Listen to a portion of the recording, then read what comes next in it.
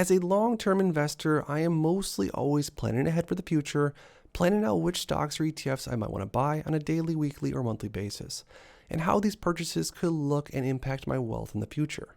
But someone recently asked me, what are some of the stocks or ETFs you wish you would have never bought? And just like my ex-wife, there are a few names I wish I would have never been introduced to in the first place. Now in this video, we are going to go over 5 of these stocks that I purchased in the past over my last 7 or so years of investing that I wish I would have never sunk a single dollar into in the first place. Now make sure to stick around, as I promise you will find value in this, learning from some of my mistakes, and let me know in the comments some stocks you wish you would have never purchased. So first and foremost, the number one stock that I wish I would have not have purchased and not sunk a single dollar into is Medical Properties Trust, or ticker symbol MPW.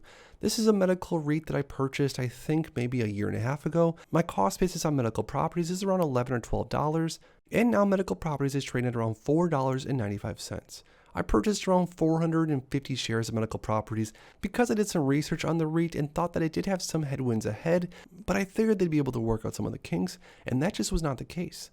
Medical Properties was paying a dividend consistently ever since 2008 basically, and even raising the dividend consistently at that. But shortly after I purchased into the ticker symbol MPW, they actually cut their dividend just about in half. MPW is down year to date 57%. Now this was a great lesson and a reminder to never chase yield.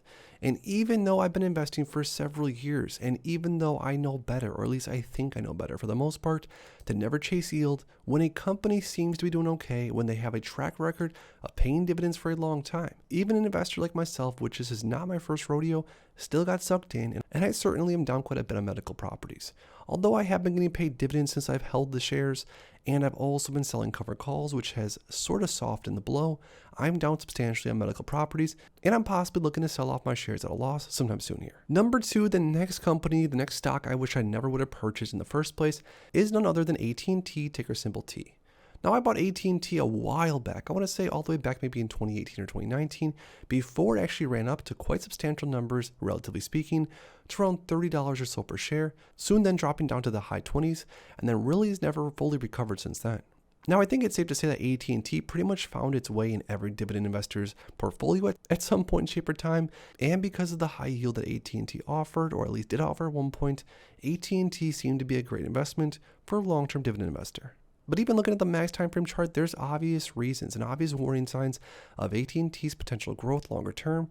And luckily for me, I ended up selling my AT&T pretty much at a break even, I think right before the dividend cut a while back. But even still, I didn't really end up making much money on this one, but I guess it could have always been worse. Now AT&T is offering around a 7.57% starting dividend yield, and this is even after a recent dividend cut, with potential fears that AT&T could even be cutting again from here. But like I said, AT&T was just another stepping stone as a dividend investor, and comment down below just out of curiosity if you've ever had AT&T in your portfolio. The next ETF that I wish I would have never even invested into in the first place is ticker symbol QYLD, or the Global Nasdaq 100 cover call. Now QYLD was all the hype back in 2017-2018, as it seemed to have a pretty interesting strategy, utilizing a cover call writing strategy in order to generate a ton of premium and pay massive dividends on a monthly basis. And for a while actually, QYLD did exactly that.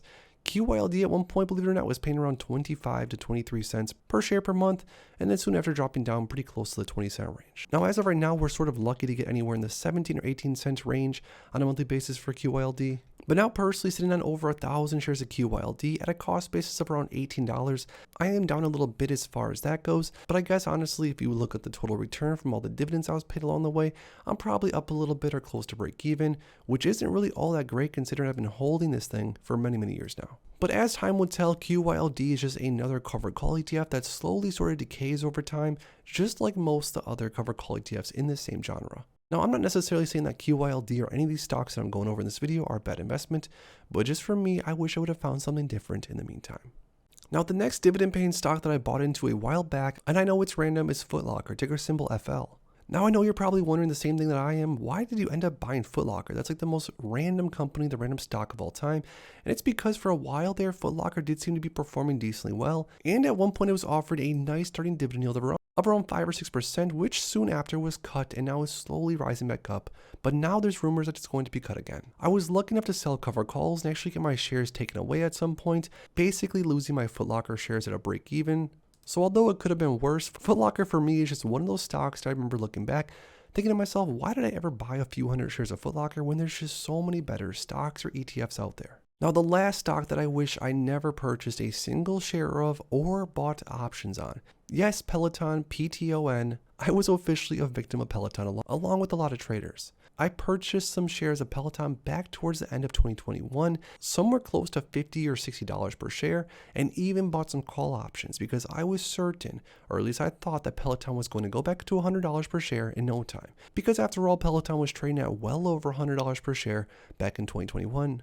Now, soon after, the world would know that Peloton never recovered, and not even close. My shares and my call options that I bought just sunk down and down and down until they were basically completely worthless. Now, as far as all-time loss goes, I think Peloton might be my biggest loser of all time.